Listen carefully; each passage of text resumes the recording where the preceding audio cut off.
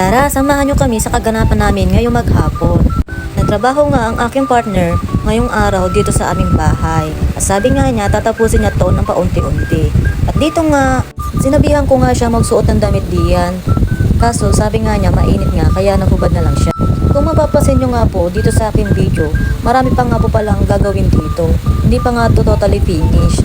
Dahil nga sa kinapos kami ng budget, iyan paunti-unti na nga lang namin ginagawa. Kung napapansin nyo po, makalat ang aming bahay. Talaga pong hindi ko muna iniinis iyan. Dahil nga po, magagabukan lang. Tapos kapag nilagay namin uli sa pwesto, aalisin uli yan. Kaya iyan, dyan na lang namin yan sinantabi sa gilid. Para naman hindi na siya sagaba kung sakali man siya ay magawa uli. Alam ko marami nagsasabi sa inyo bakit hindi siya kumuha ng katulong niya.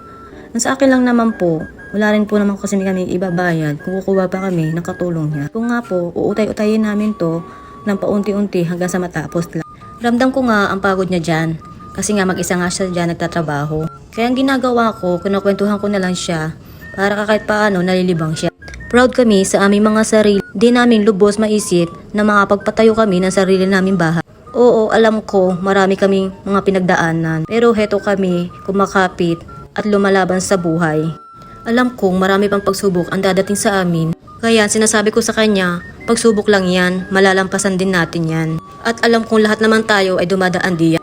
Dito ngayon nasa pangalawang post na siya. Ang ginagawa niya, binabasa niya muna para raw mas makapit yung sementong ilalagay niya. Nagdamit na nga sa dyan. Sabi ko nga, baka ma-violation itong bidyong ipopost ko. Nagpangalawang halo na nga sa dyan para sa isa pang poste. At marami-rami pa nga siya dyang papahira ng semento.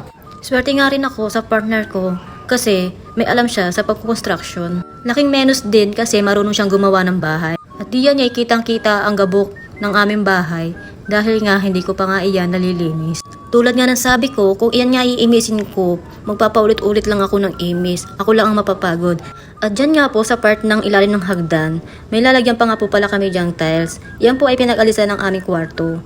Kaya isa pa rin po yan dahilan kung bakit ang kalat-kalat dito sa amin sa... Dahil nga po, kinapos kami ng budget, hindi namin pa mapalagyan ng tiles itong pinag-alisan ng kwarto. At saan nga ba'y matatapos din itong bahay namin?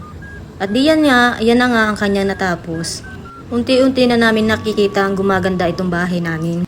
At yun lang po, hanggang dito na lang po ulit ang aking video. Salamat po sa panonood. Bye-bye!